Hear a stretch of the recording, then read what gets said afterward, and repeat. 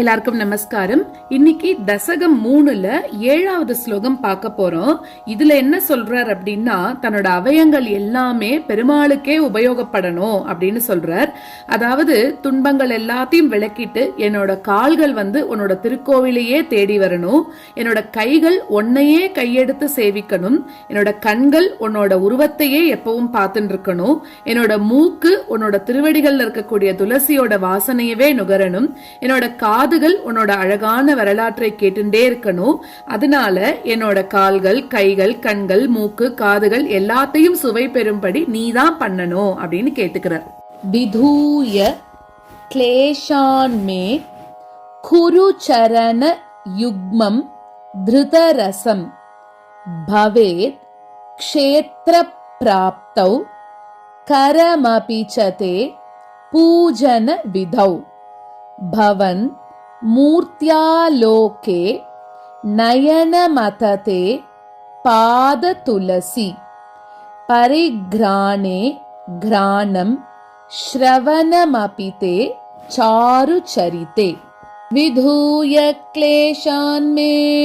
कुरु चरणयुग्मं धृतरसं विधूय क्लेशान् मे कुरु चरणयुग्मं धृतरसं भवेत् क्षेत्रप्राप्तौ करमपि च ते पूजनविधौ भवेत् क्षेत्रप्राप्तौ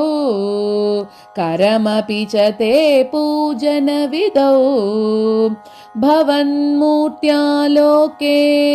नयनमतते पादतुलसी भवन्मूर्त्यालोके नयनमतते पादतुलसी परिघ्राणे घ्राणं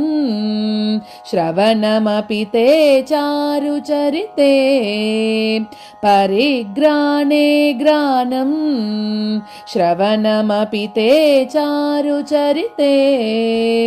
विधूय क्लेशान् मे कुरु चरणयुग्मं धृतरसं भवेत् क्षेत्रप्राप्तौ करमपि च ते पूजनविधौ भवन्मूर्त्यालोके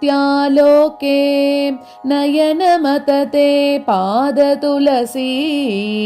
परिघ्राणे घ्राणं श्रवणमपि ते चारुचरिते विधूय क्लेशान् मे कुरु चरणयुग्मं धृतरसं भवेत् क्षेत्रप्राप्तौ करमपि च ते पूजनविधौ भवन्मूर्त्यालोके नयनमतते पादतुलसी परिघ्राणे घ्राणं श्रवणमपि ते चारुचरिते